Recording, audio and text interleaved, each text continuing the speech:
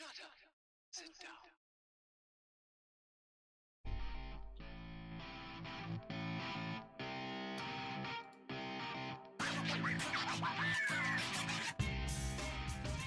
Welcome to Stu and the Nunn, an online radio show and podcast focused on national security, policy, politics, and selfless service. We're here to give you an honest opinion, a different perspective, and hopefully a few laughs. We do this by not only interviewing guests, but also sharing our own perspectives and asking you, the listener, to interact with us on the show chat room, via our Facebook page, and on Twitter.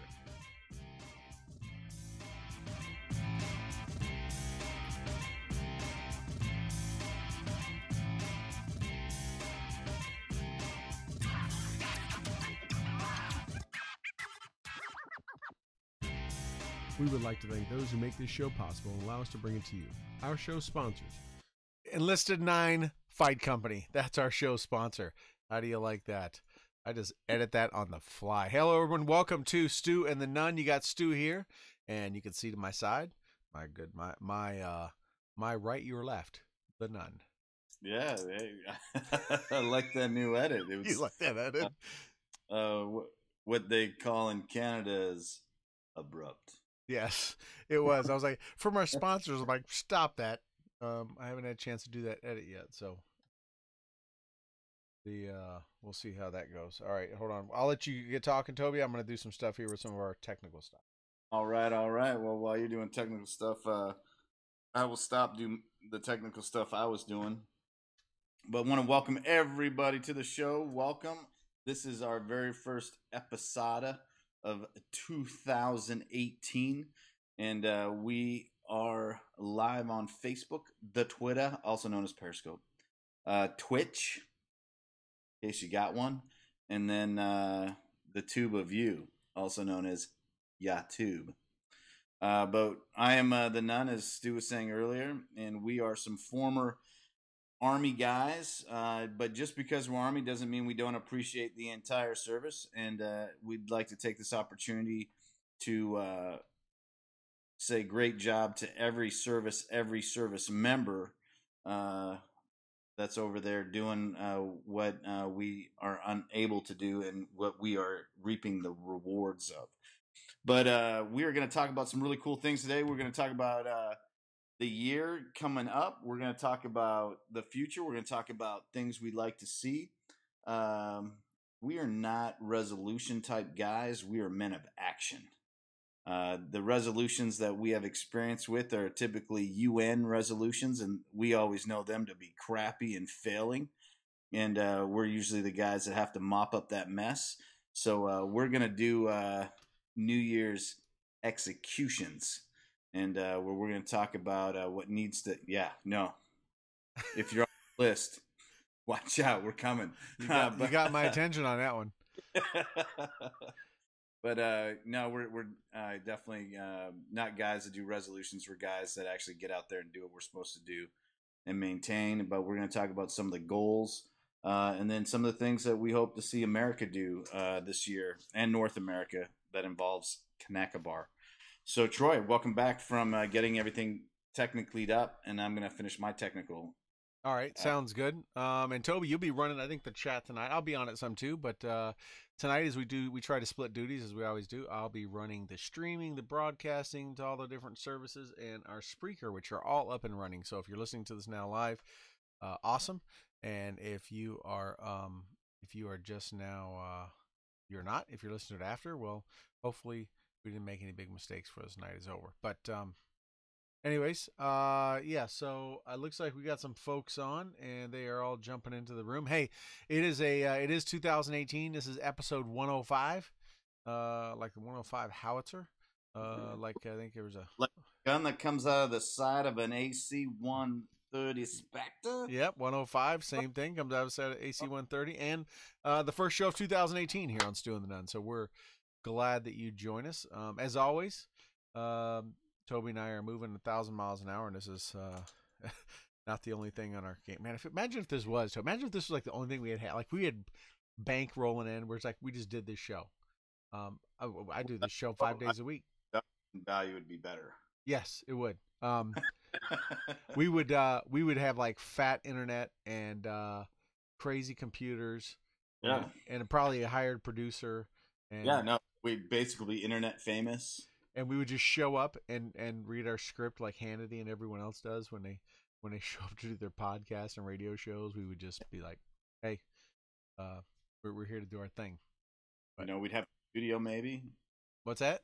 We'd have studios. Oh, Versus, we have studios. We have office studios. I have my whiteboard back there with my Afghan flag over it, which I always cover my work. I don't need people getting my super secrets from work.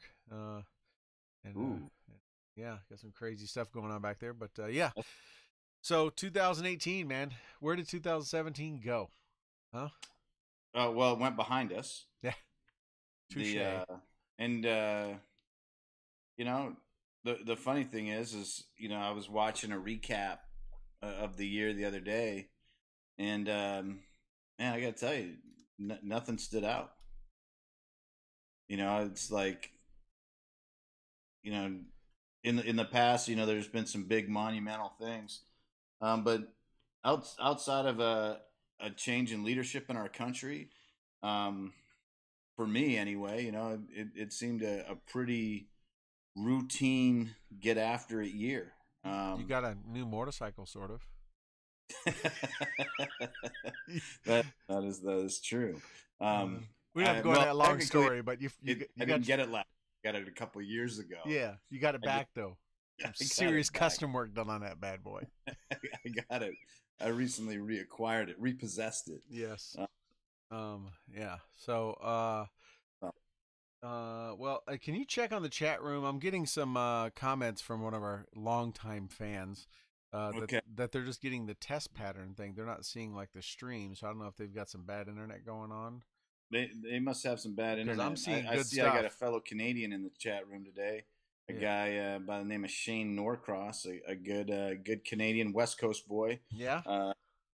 I'm a personal big fan of. He's also a member of the church I attend periodically. In Canada or in Southern Studio area? Fortunately, just due to business here, I haven't been able to get out there that much.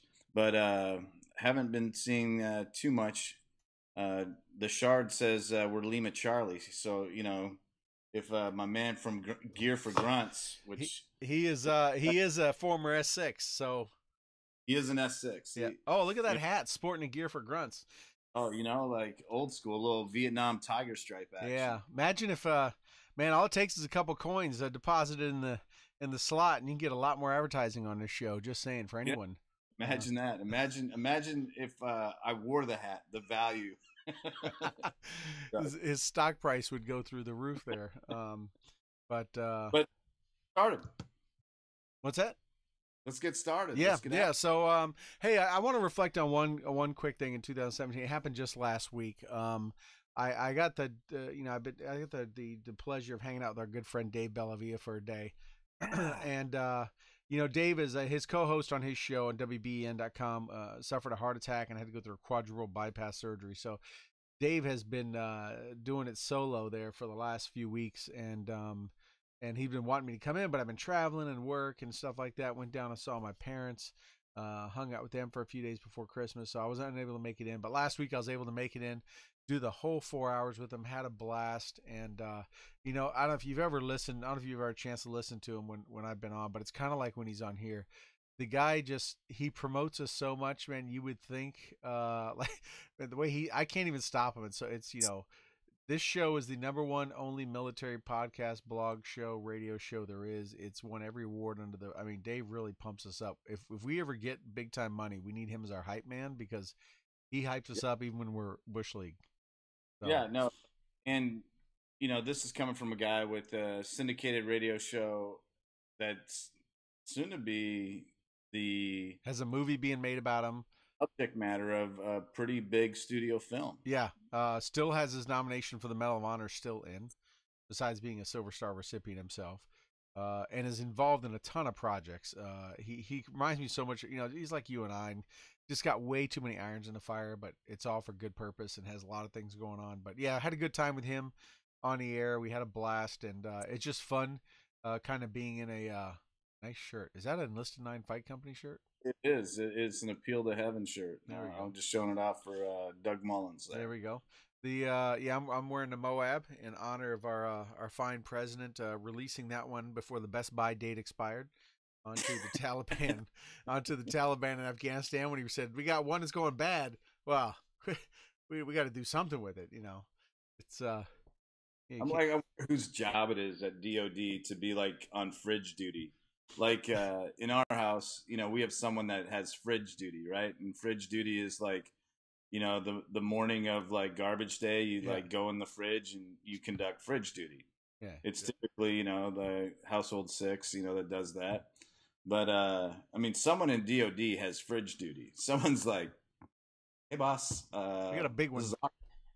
But we got this Moab. It's like turn-in dates coming up quick. No one wants to do no one wants to take it apart. No one wants to do that paperwork. You know, like it's something we can't really auction off. You know, it's not like a Hummer. You know, no one's gonna want it for the ranch. I bet it's more like September in the Army, in mid-September when the unit has their Class 5 draw. That's ammo, and they're like, go out to the ranges and start shooting everything. We're not turning this in because we're not going to get the ammo next year. Go expend all ammunition that we've been hoarding from the platoons all year long. There's some Air Force dude who's been holding on that Moab. That expired date was coming up. It's like, I'm not turning this thing back in. At 130, boys. It's our lucky day. No, like, so, I mean, every guy and gal that's like over there or seen a little bit of action has had the carrot of great ordnance dangled in front of their face. And or at least the whine of a A10 or maybe a fast mover above them. Just like, well, I wish they would give me release authority for that. Yeah, you know, like someone's had that carrot dangled. Everyone's had that carrot dangled. And man, I don't know about you, but man, I had a little list. I had a little Write in the Rain, and on my little Write in the Rain, you know, moleskin, you know, book, I had like a little list, you know, on a page near the back that had little boxes. You know, one was like, you know, 5.56, one was, you know, 9 mil, one was 7.62, one was, you know, belt fed. Another one was AT4. AT4, some Claymores, you know. You know, I had this little list. Tomahawk, Gerber. You know, then I added things like Javelin, J-Dam. You know, like I had a couple of, you know, like. I'll even take some of them dumb 500-pounders. They don't have to be smart. Just yeah, no. You know, just like add all these little things. It's like, okay, like, is today the day I get to check this, you know, check this box? Yeah. And then someone on fridge duty that's like, today's our day, boys. Fire up that 130. Roll that pallet into the back of that 130 with that big, long, about to expire piece of ordnance. Get that Emmett to shove it up in there too, because you know, like, that's not a 2-man lift. No, you don't think so? You don't think it's some Air Force concrete jockey out there with one of them pump lifts, like trying to pump that thing up? He's trying to push it up that ramp as hard as he can. He's like 98 pounds soaking wet, you know, airman. But yeah. So, anyways, so we digress. So this show may go long, but that's the Moab shirt. Anyways, we are talking about looking forward to 2018. You know, a lot of stuff going on. Everyone kind of took a Christmas break, including our president, and he did kind of even take a break from Twitter for the most part. But boy, he brought it back strong today and yesterday. And there's a lot of things on his docket, Toby. I kind of want to walk through a couple things, both politically and policy wise, and just talk through those. But you know, first and foremost is January 19th is coming up, and guess what date that is? Our government yet again runs out of money. They have kicked that can only so far down the road, and we are now again. They kicked it past the holidays. This seems to be so common every year that it's almost expected. But we are now facing January 19th, where the government runs out of money. So, is one side going to make the other side try to shut the government down, and are we going to throw veterans out of the World War II memorial? That I don't think is going to happen. Actually, that'll be the last thing that happens. You know, like that was an awkward one, right? Like that was an interesting. That was some bad advice.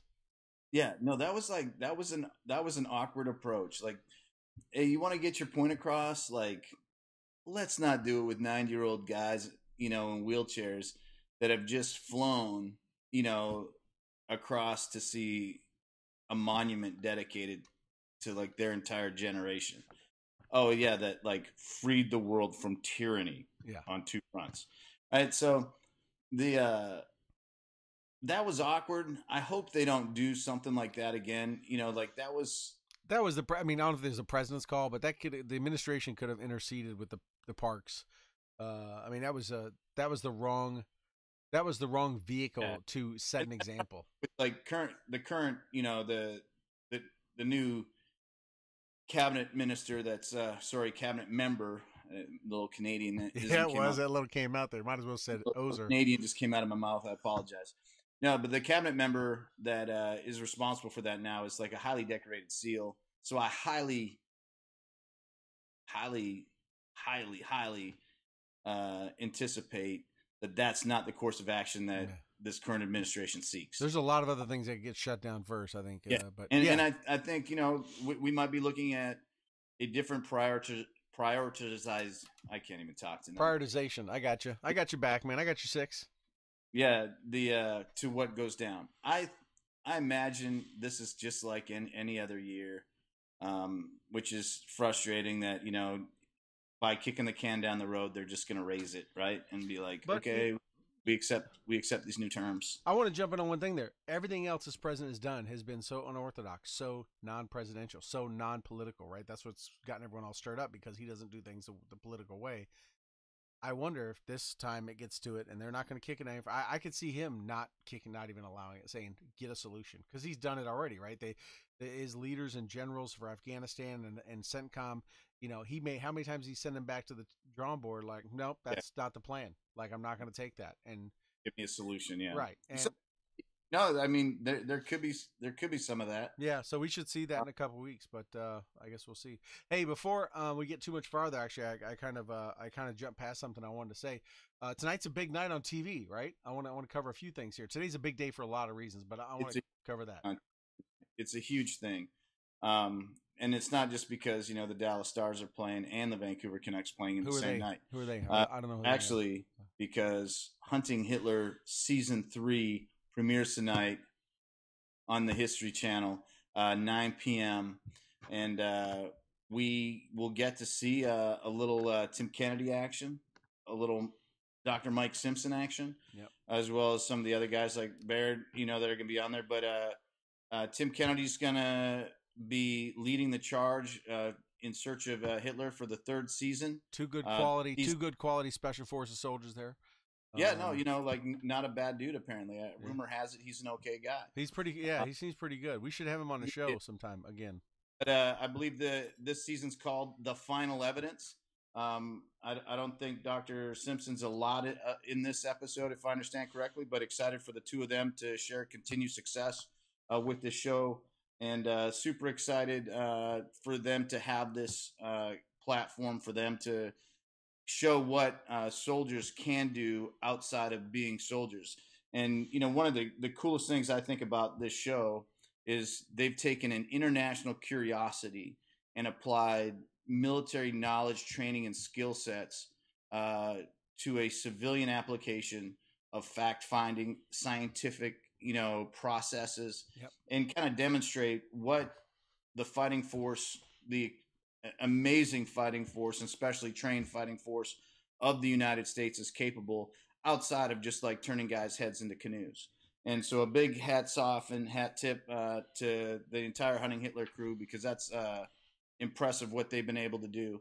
If you get a chance, go over and check out their podcast.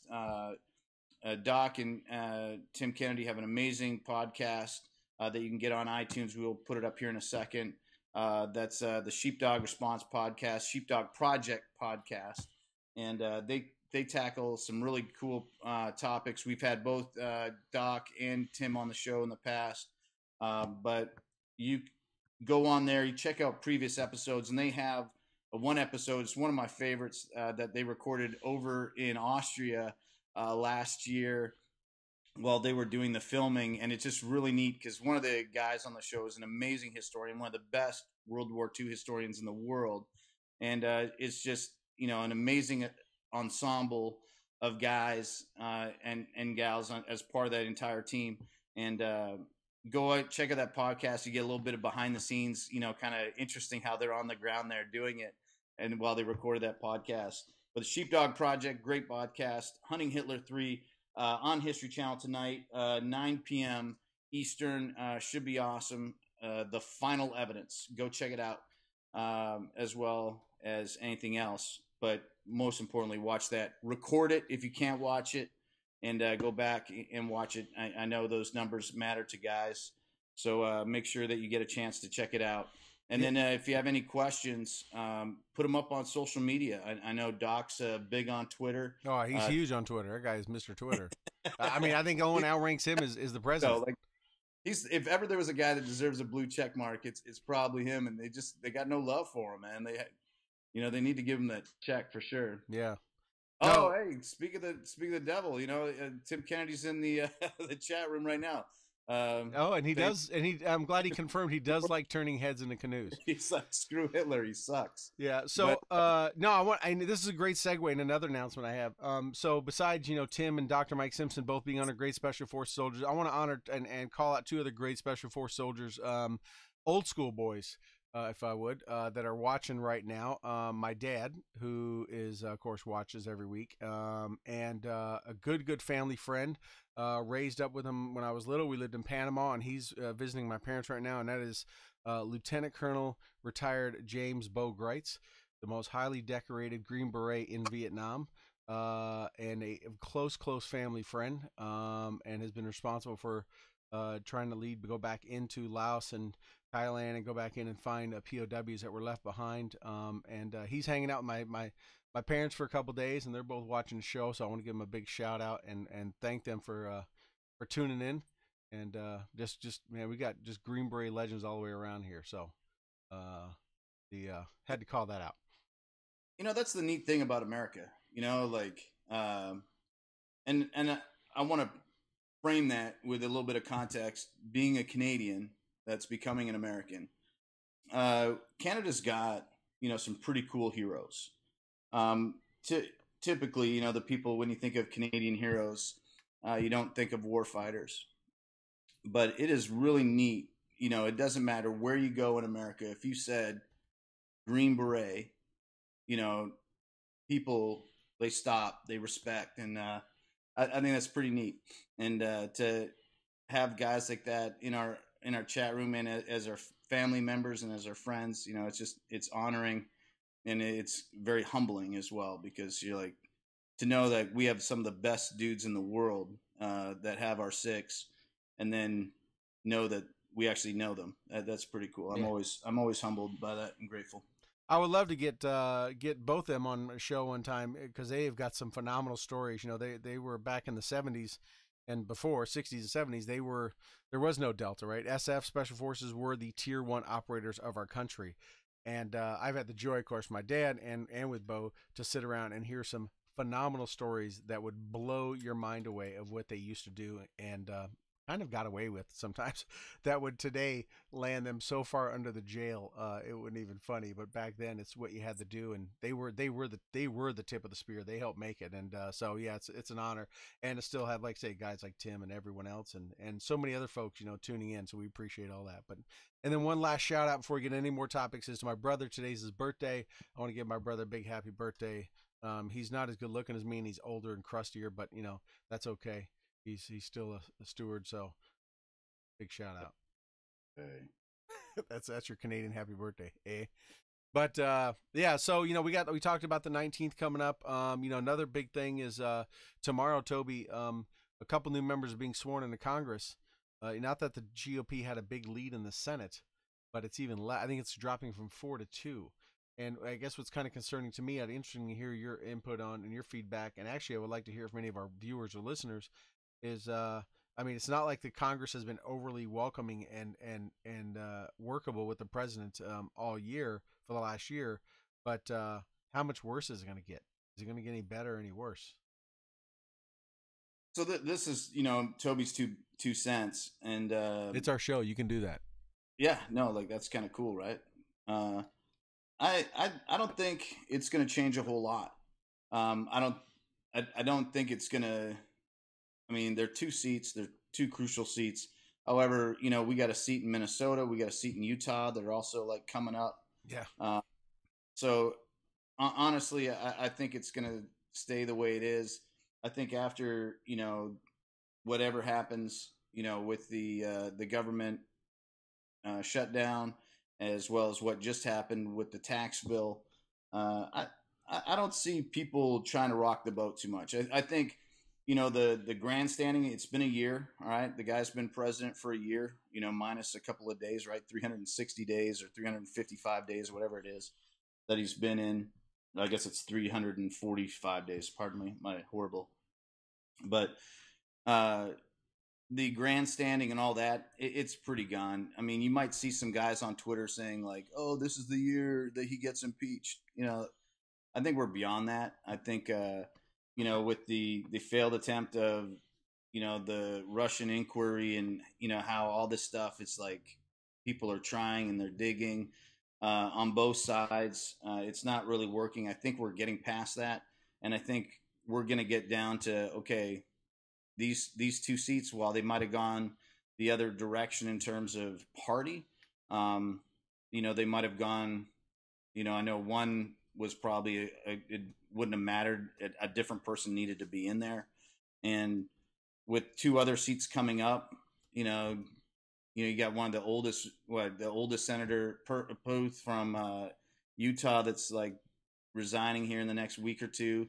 That's most likely going to be Mitt Romney. You got Michelle Bachmann out of the Northeast there that's going to try and make a run for Franken's seat there in Minnesota. So, I think it's really not that big a deal. I don't think it's the shakeup that everyone thinks. I guess, one thing I was thinking was, is it going to get tighter or worse? I don't know how much worse it could get because they really haven't worked with them a lot. But I wonder, I was kind of balancing between, is it that? Nice cup there. Or is it, man, the economy? I don't know if you've got, I don't know if people have looked, but I know I looked at my 401ks, and I got a couple different ones, and man, my 401ks are turning into 501ks. I mean, they are just blowing through the roof. I've run the stuff through there's a ton of different, the new tax law checkers out there tell you what you're going to save under that. You're going to save a ton, way above what they're saying the average is. So, I don't know what, getting a report we lost audio, hopefully not, but I don't know what the report is of sorry, I lost my thought. I was reading a message here, of how that will impact the ability for, obviously people are, especially when they start getting more pay in their paychecks in February, and their taxes are going to go down, and the economy's doing better, and jobs are going through the roof, and the stock market's breaking records. Will that force some constituents to tell their representatives, regardless of what kind, maybe of the left or whatever, to work better with the president? Will it motivate some of those, whether they're Democrats and in red states or whatever, or liberal or GOP Republicans in blue states, to maybe work more with him, because it's obviously he has some kind of winning thing going on. I mean, at least for right now. Yeah, no, and here's I think a reality, and I'm using that term specifically because it's the reality is what people perceive their surroundings and their environment to be, right? When people start seeing dollars in their accounts, when people start seeing that, it doesn't matter what they hear.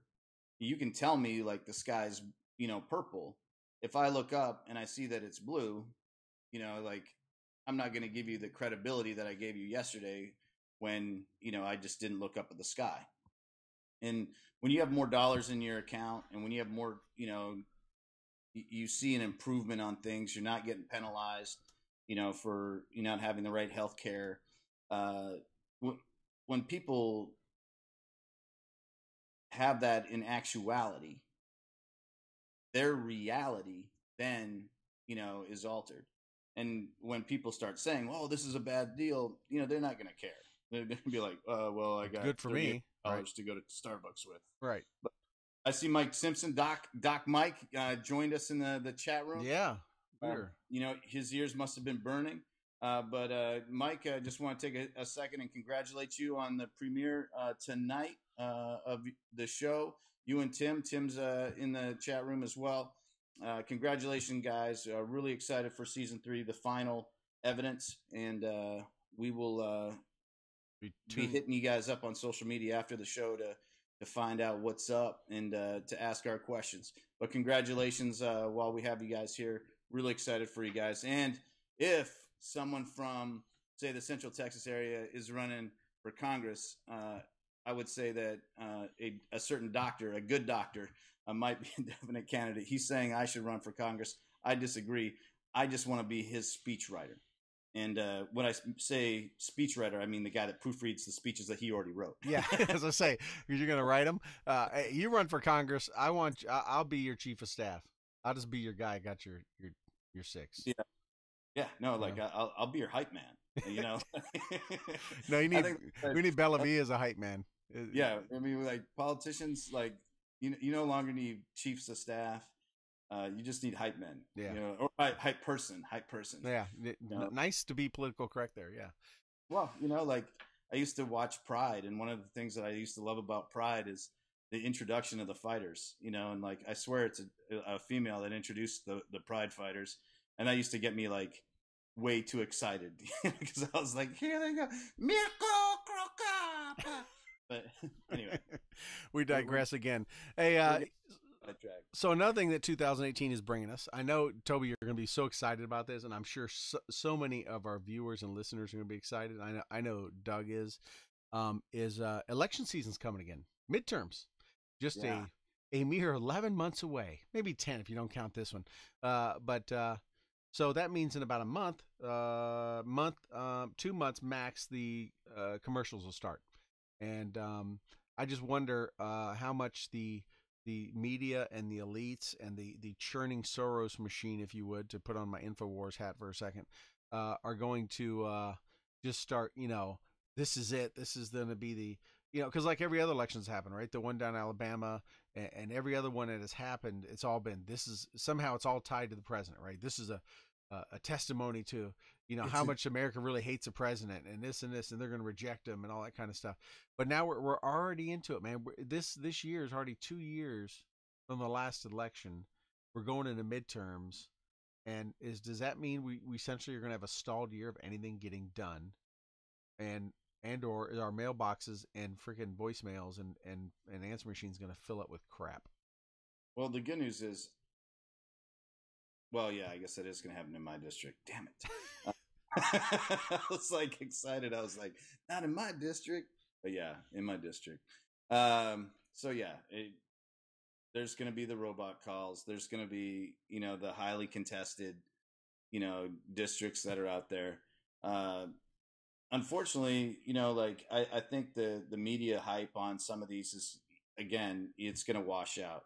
You can't call everything that happens a defining moment in someone's presidency, because you can really have only one or two defining moments in an entire presidency. Right. So every little thing that happened, I think the last President GW, he had like one, right? That was like Katrina, right? They kind of gave that as his defining. You go back to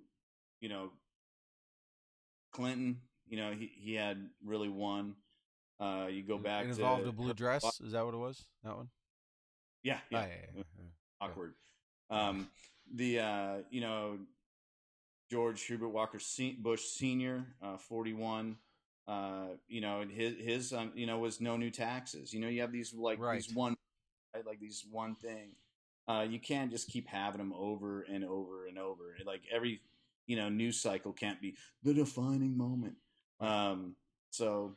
Yeah, Melania's shoe. She wore high heels to Louisiana, to this Houston. Is going to define her. Like, no, it's not. Like, just like, what defines you as a human being isn't, what you wear. Right. Calling Elizabeth Warren Pocahontas is not going to be a defining moment, right? Heck, even being on a bus years ago and saying something caught on a mic wasn't a defining moment. It was kind of funny though. Which one?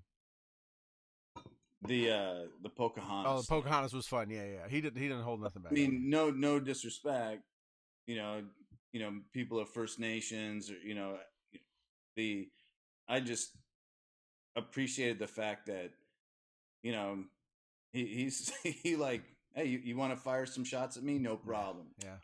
It was like calling it little man Rocket Man and all this stuff. Just that's just him. But if there will be a defining moment, um, maybe it'll be the economy. Maybe it'll be them coming back so strong and stuff. But I don't think that'll be it. If there's a true defining moment, unfortunately, it may involve that little Rocket Man. Depending on what happens in North Korea, So that could be a defining moment for this presidency more than anything, more than hurricanes, more than all the stuff that has already happened in the last just under 12 months. so if I haven't like professed, my admiration, and when I say this, I mean it like deep admiration for Nikki Haley, like at, like recently. Let me take the opportunity to do that now. She's awesome, and I absolutely love how she is handling and representing the United States of America at the United Nations. She had a pretty good speech today. I was able to catch some of it while I was in between some other things, and you know, old Rocket Man, is potentially, there's rumors out there, and there's information that's getting leaked that he's preparing another test, another missile test, and she just got in front of the UN Security Council, said, "Hey, bud, like if you're gonna do this, understand, like we're gonna up, what we're gonna do." Yeah, I think we're past financial sanctions. I think we're really at the. I think we've sanctioned all we can do as far as trade and finances. Yeah, no, like, like, in the words of a good friend, if he's still listening, like, I'm going to quote him. I believe the time for pleasantries have passed. and like, yeah. I mean, nobody wants it. Trust me, and I know, man. I was stationed here for a year, listening to North Korean propaganda for the whole year. It is an ugly area. It would be a mean fight. As we talked about, I think just a few weeks ago, right? It takes more than just dropping bombs. I mean, you got to get boots on the ground. You got to clear guys out. It's what it takes. I don't care how cool and sexy and high tech stuff is. But it would be ugly. But I mean, you got to do what you got to do. There's only so much you can put up with, and I don't know what this guy's up to. It sounds like right now he's trying to do a little bit of peace offering. He's talking about maybe sending a contingent to the Olympics, and all that kind of stuff. This could all be a ruse. Who knows? But he's so unstable. There's no doubt. Toby, like many of our listeners and viewers right now that have been in the military and have been in combat and been involved in planning and all that stuff. We all know that what hits the news, even the most leaked stuff, is only 1 to 2% of probably really what's going on. And I think I could say without any direct knowledge, with complete confidence, that there are all kind of battle plans and missions and contingencies drawn up, and things are ready to go. That they're not going to sit around and wait for the next missile test to sit there and go, we should probably come up with we should probably develop a warning order for something. I mean, that stuff is locked and cocked and ready to go without a doubt. Yeah, for sure, for sure. The I just I'm excited for the Olympics. I think it's great that they're going forward with them. I'm excited. One, it's the I just got a hilarious text from Doc. the I saw when you looked at your phone. I'm like, someone is texting you that's watching a show. I knew it had to be. I got to figure out a way to like get this text like on like camera somehow. This is hilarious. If you want to show the whole thing, you'd probably just point it at the camera. I don't know if does he want it all shown? I don't know. Yeah, I think it's hilarious. I want to share it. But no, I think it's great that the Winter Olympics are continuing. I think it's great that they're there because I think it just shows the world the solidarity that they have with freedom, what they have with democracy, and I had the pleasure of serving in Korea during the World Cup, as well as when the Winter Olympics were being held, although not hosted. Seeing the national pride of Korea, of South Korea, when I was stationed there during the Winter Olympics was amazing. You know, the way they cheered for their skaters, their skiers, their hockey players, their bobsledders, their lugists. You know, like, it was just amazing, the national pride where like and then when the World Cup was there, like the whole country shut down and, you know, like De Haminguk, you know, like just shut down and cheered for their country and cheered for everyone else's country. Yeah. And I think, you know, there's a lot of great places to have the Olympics coming off of the Rio Olympics, which, you know, honestly, internationally fell fairly flat. Well, Rio and then Russia before that, right? Both were Yeah, pretty. Russia both being were just duds. Mars controversy, Right. Rio, you know, falling flat. You know, I'm just really excited for Korea, and I think it's also great that right next door, this major, you know, issues, you know, progressing or percolating, and it just kind of shows like, hey, look, you know, as we are the world. I'm about to quote some '80s song lyrics, You but break into a song. we are the world. I do my Stevie Wonder. We are, you know, but anyway, I'm excited. Plus, I'm really excited that hockey's gone to non-NHL players, and we are going to see since you mentioned USA that versus Canada, as well as Sweden versus Finland. We're going to see the best amateur and non-professional athletes that the world has to offer, as the Olympics were intended. Yeah. Canada lost in a shootout to the United States in the juniors last weekend. Yes, it was awesome right here in Buffalo, New York. Yeah, so it's like exciting to know that we have some great games and stuff coming up. So the yeah, speaking we of the hockey, man, I was in a, you know, I'm a hockey coach, and I was in a level 4 cert class, and they did it specifically because the World Junior Championships are going on. Let me tell you, man, I got to sit there and listen and meet Jim Corsi, one of the, you know, hockey's most, you know, renowned and respected goalie coaches. Is coached all the best ones, and you know, got to meet several Stanley Cup winners, and including Brian Giunta, who just recently retired from the Sabres, played with the Devils for many years. And dude, I was so ecstatic yesterday to during the Winter Classic yesterday to see him named as and he was an NHL player, but there's a couple of veterans on, but they're ex-NHL players, and he told us at the thing when I got to meet him that, you know, he was waiting on the list to be announced. He must have known already because they flew him there, and he was announced as a captain of the team. A really nice guy. He's a Western New York native out of Rochester, and just recently hung up his 15-year NHL career. He's going to be the captain of the team with these young college kids and other veterans. But he's a little dude. He's little. Oh yeah, dude, he's short. He was up against Jeremy Roenick there, you know, at the interview when they announced him. And I was like, JR's not a super big dude. I mean, he's a good sized dude, but yeah, but he's stout. That dude is solid. Carol bested. Yeah, that dude is solid. But you know, Carol bested. But shout out Chris Perkins, who's on what's called the Epic Road Trip. He went from Eastern United States up until Alaska, drove the entirety of the Alcan Highway. It just arrived in Alaska a couple hours ago. So he went through our homeland, and I've been getting Facebook posts that are like repetitively making fun of my people, which I appreciate. I love you, Chris. If what you just sent me is what Doc sent you, that's awesome, by the way. Yeah. Yeah, but no, it was a great weekend, man. I you know, we had the coach from the Swedish team, coach from the Finnish team, all talking to us. I mean, it was great to learn about their programs and all that stuff. So yes, I am like you. I am a big Winter Olympics fan, more so than summer, and I'm looking forward to some great hockey, just as much as we've been watching here at the World Junior Championships, which are, for those that are non-hockey people, are 20 and under. The best of, I mean, pretty much all the future NHL and professional players are at these games. So yeah, it's a great thing. We kind of, again, jumped off topic, but who doesn't love hockey? Right. So things that we're also looking forward to in 2018, outside of like you know, the Hunting Hitler season 3, and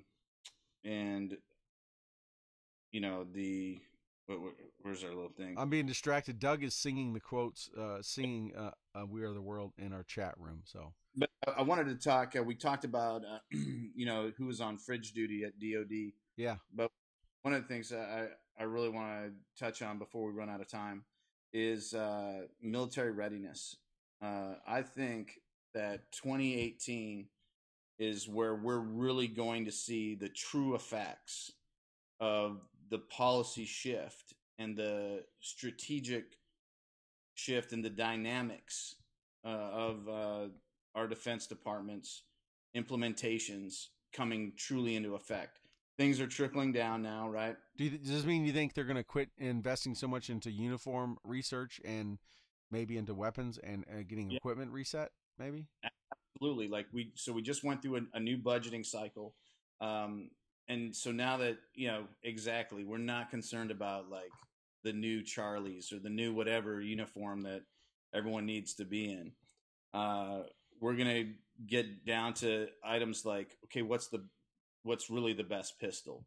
What's really the best shooting platform? What's really the best advancement that we can do with UAVs? What's really the new armor plating? Like, we're getting the stuff that we wanted to get into and the stuff that we needed to get into for survivability, for lethality, and are really now back in the forefront.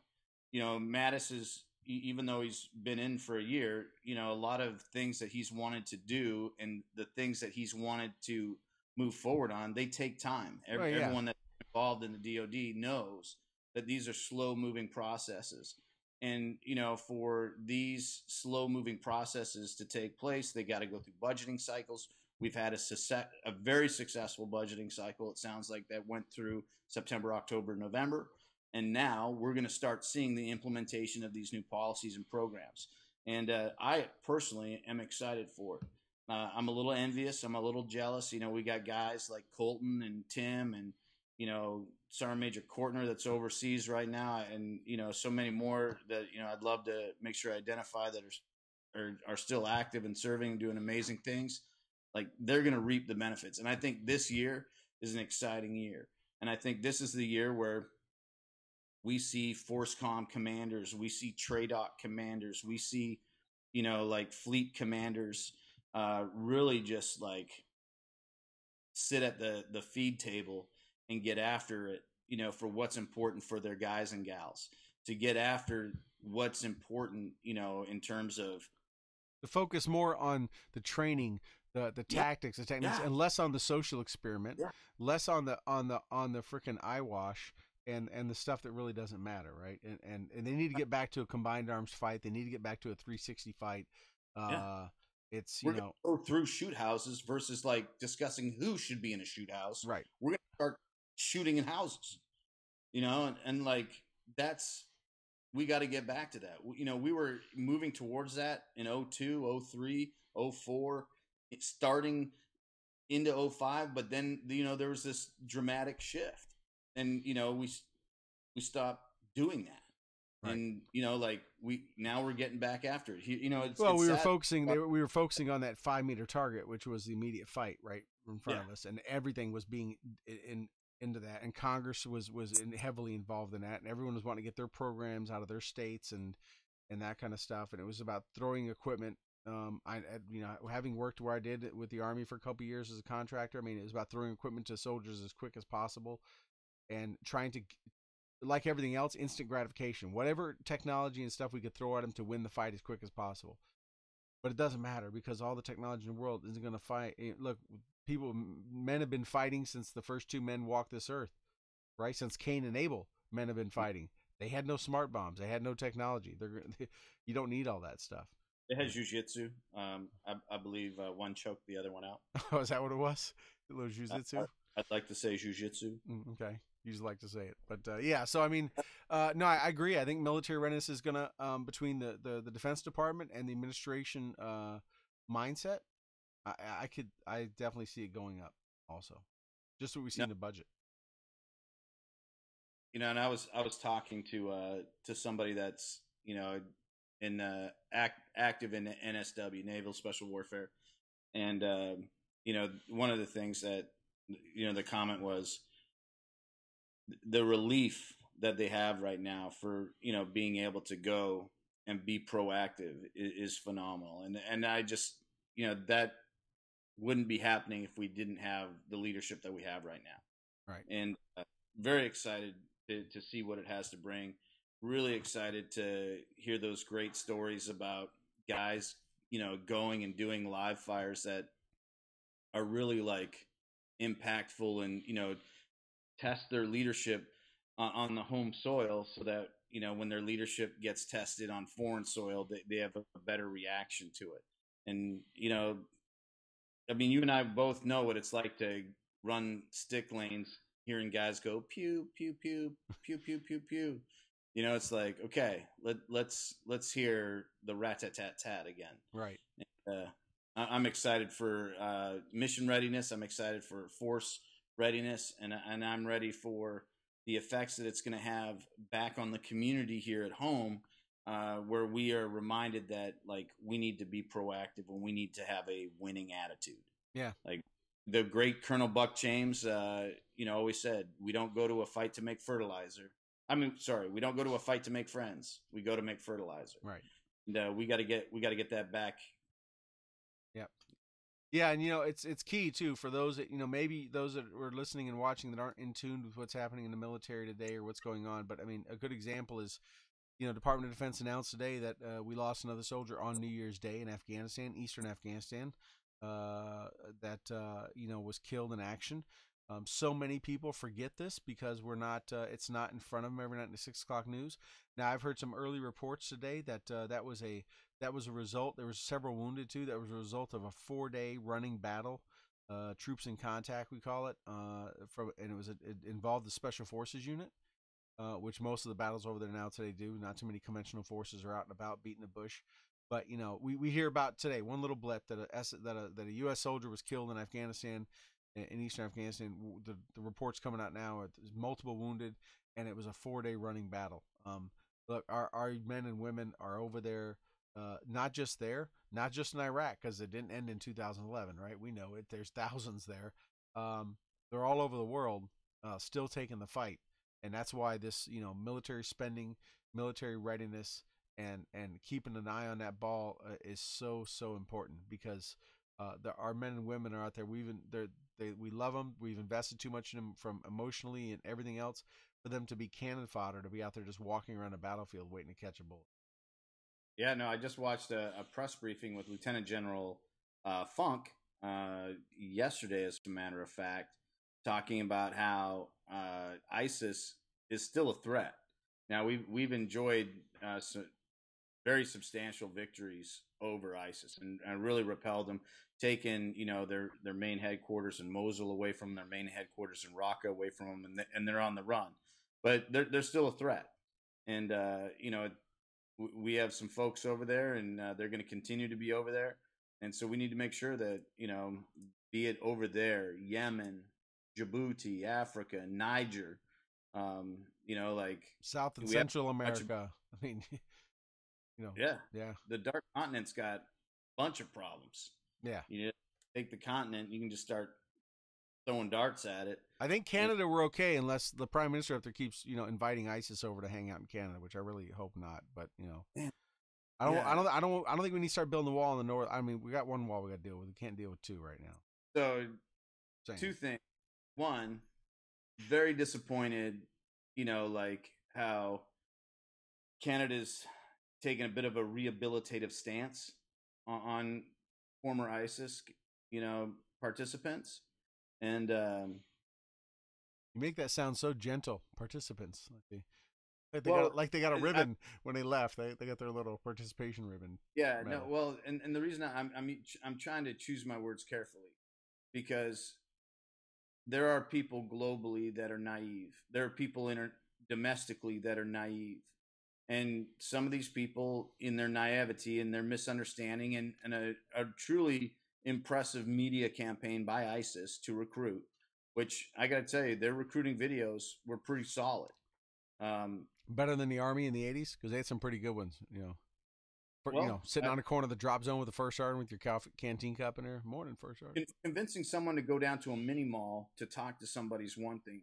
convincing somebody to buy a ticket, a one-way ticket across the world into a war zone with no idea who's going to greet you on the other side, completely different. So if you can convince one person to do that, I'm impressed. You convince thousands upon thousands to do that, you're onto something. Um, I'm not trying to give them credit, but I am saying that they were effective in their recruiting. So with Canada's posturing of like, hey, let's see how naive these people were. Let's see what they were engaged in and what they thought they were going to get engaged in before we lock them up in the tundra somewhere. I mean, I appreciate that. I don't necessarily agree with it, but I appreciate it. Polar bears need to eat too. Yeah, polar bears are hungry. Churchill, Manitoba, they're super hungry. But one thing that did come out of Canada today that's super interesting is what's his name? Josh Boyle. Josh Boyle. So for our listening audience, Josh Boyle is the Canadian Bo Bergdahl. Josh Boyle is a Canadian that was taken hostage, captive, held for 5 years by the Taliban. He was rescued by American forces and Pakistani forces, if I recall Was correctly. that the guy that just was rescued with his family? Yes, he was. Yeah. And, he had children in captivity, lost one in captivity. So his entire family was taken captive, or him and his wife were taken captive, and then they had kids, and their kids have been raised in captivity, and they got freed, brought back to North America. They opted to stay in Canada. He has been arrested, and it sounds like this guy's just a real gem. Oh, really? And there's been a lot of controversy, surrounding him. Like I said, he's kind of the Canadian Bo Bergdahl, meaning that prior to his current wife, he was married to the sister of a mullah, a legit high-ranking Taliban official. So he decided to take his new wife hiking in an area, so there's a lot of issues with, his capture. There's a lot of issues with his captivity. He was resistant when he was being rescued. He's back here in North America, in Canada, and he was charged today with 8 counts of assault, 2 counts of sexual assault, 1 count of feeding an intoxicating, debilitating inhalant, like force. So it sounds like chloroform, and then 5 or 6 counts of unlawful detention. And real interesting, how this story's shaping out. But Canada's strong on that stuff, so it's gonna. I'm excited to see how they handle that, as well as how they're going to deal with these ISIS participants. But so Canada might be redeeming itself on this level. Yeah. Hey, we got some comments in from the chat room. I just want to bring this up. I want to talk about some domestic issues, and this is kind of domestic, but John Kaiser brought this up, and that is the young Army private that just made the ultimate sacrifice, and it definitely warrants mentioning Mr. Private Emmanuel Mensah, right? New York Army National Guard soldier, was at AIT and was at his MPAIT and came home for the holidays, and man, like so many others, right? Like so many others we know, that whole sheepdog mentality of where, apartment building on fire, and he ran in and out and saved multiple people, but then gave his life saving strangers, saving people he didn't even know. Not young, he's 28 years old, but a private. I think he was from his family immigrated here from Ghana, I think it was. But he was giving back to his country, serving his country, and gave it to the citizens left and right of him that were just doing the thing, just running into the fire, whether the fire is gunfire or the fire is a building on fire in downtown New York. Definitely, hats off to him. Sure. And just a true hero.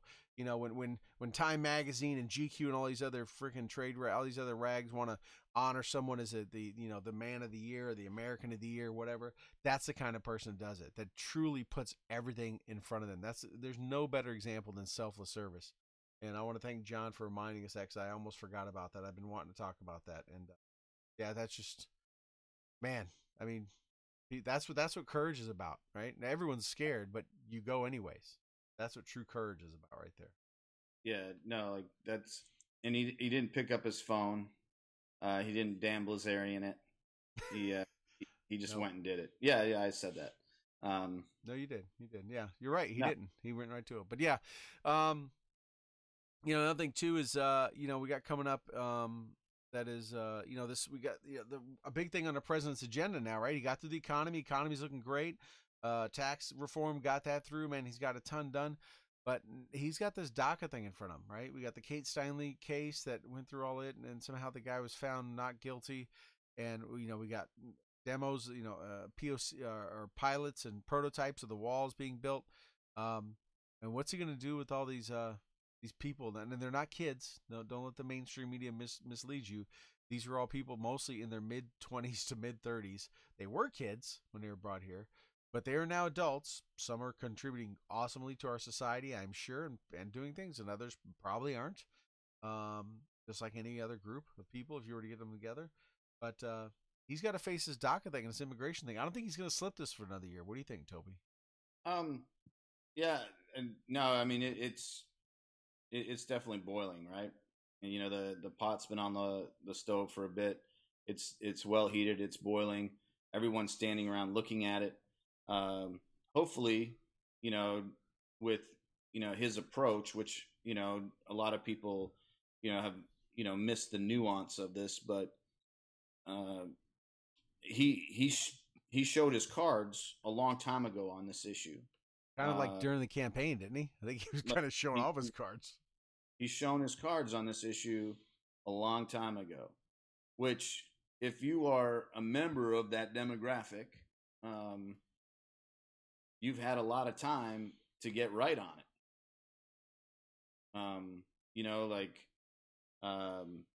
Yeah, there's a process you could have went through. You're familiar. There's a process, right? His card as well, right? And was kind of like, hey, I'm going to give you guys a break, but you guys need to get the paperwork done. So if people aren't getting that done, stroke on them. They got to start taking ownership of their own actions. I think we call that being responsible and accountable in the military. Right. I get it. And, if their parents made decisions for them that they could not make and brought them here, they weren't part of that conversation. And their parents did that. Their parents are going to have to answer for those actions.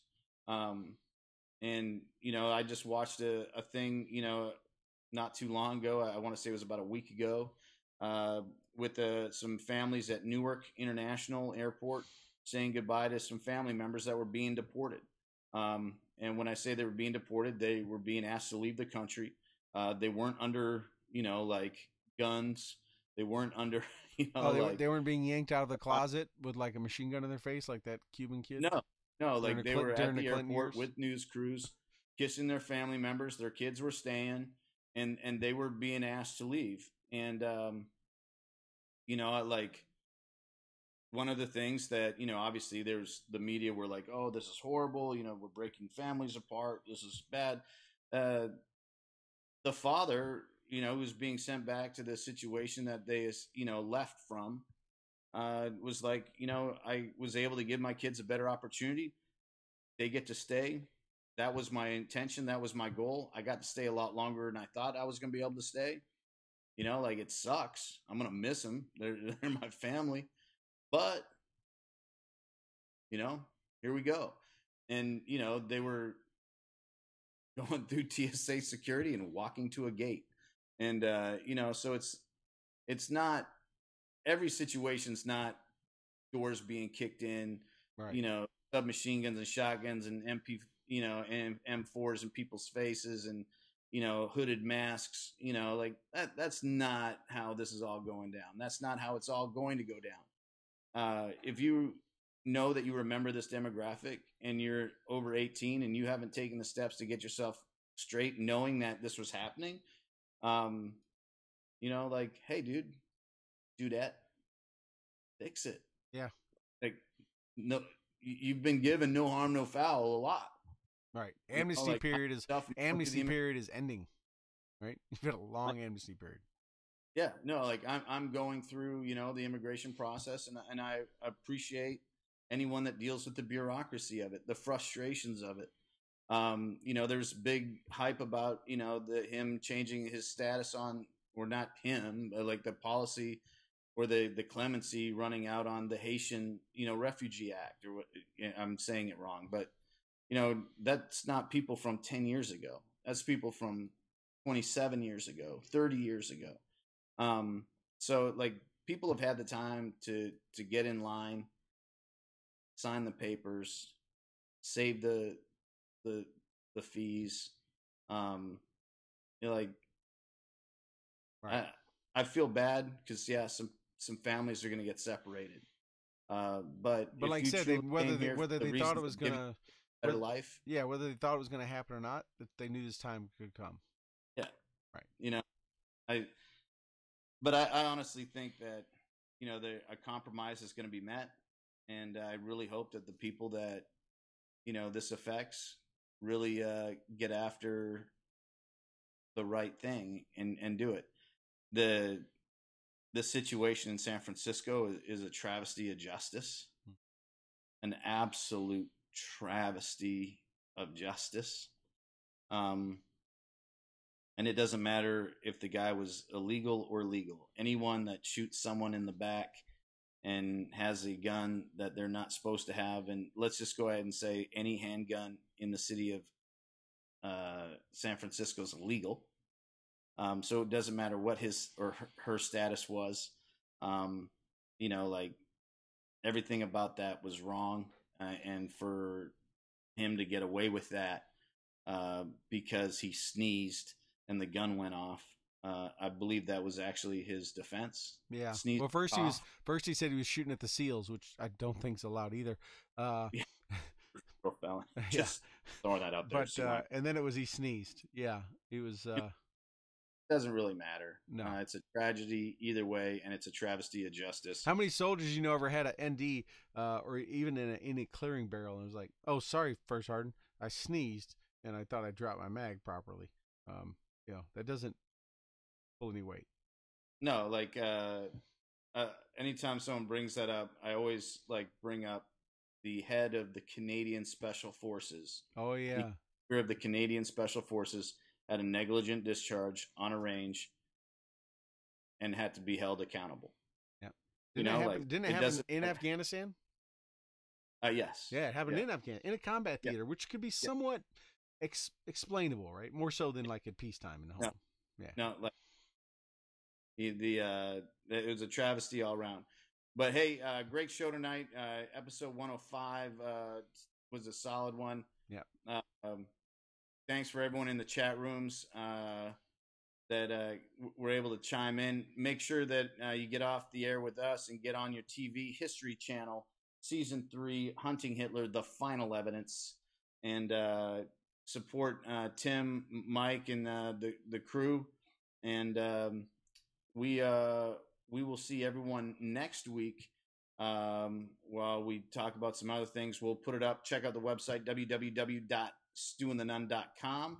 I'll be gone this weekend at Fort Lewis, Washington, speaking with the Ghost Brigade out there this weekend. So I'll be all clean shaven when you see me next week. Oh, nice. No more like Veteran Outdoors Bushman. It's back to Are you getting back in uniform? Clean cut guy. Are you getting back in uniform? I wish that was physically possible. 600-9 and I probably wouldn't get along, work out. But I'll be up there this weekend handling something. I believe it's a senior NCO summit that I have the pleasure and honor of being asked to share some words at. But we'll see everybody next week. Make sure you follow us on Facebook. If you're watching this on Facebook, don't just like the video, actually like the page. And follow us on Twitter. Check us out. Download us on iTunes. Subscribe on iTunes and YouTube. And that's all I got. None out. Yep. And Toby will be putting up a great picture of tying in some subjects tonight. Dr. Mike Simpson, Tim Kennedy, and the Rocket Man. So we'll be putting that up on Facebook, I think, for everyone's enjoyment. When you say, Toby? Yeah, absolutely. All right, everybody, you guys I hope everyone had a safe and great new year. We're in 2018. Let's enjoy this ride together. Invite your friends to this show and to this page. Let them know. And we thank you all really from the bottom of our hearts for tuning in with us every Tuesday night. It means a lot. We do it. We truly do it for you. We don't do it for the pay. We do it because you guys, and we love bringing these stories and guests to you. So everybody have a good night, and we'll see y'all next Tuesday evening at 8 o'clock Eastern.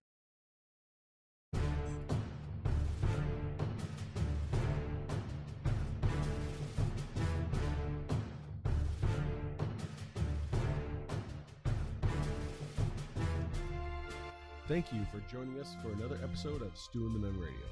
We hope you enjoyed your time with us because we have enjoyed sharing our time with you. Be sure to check out stewandthenunn.com in addition to asking us questions and interacting with us on our Facebook page and Twitter. We look forward to seeing you next Tuesday at 8 p.m. Eastern here on Spreaker and Facebook Live. Also, we'd like to thank our sponsors, Warrior Media Solutions, BlueHammer.com, Veteran Outdoors, Graybeard Publishing, and Mighty Oaks Warrior Foundation. Don't forget to like our Facebook page and follow us on Twitter. Thank you again, and have a good night.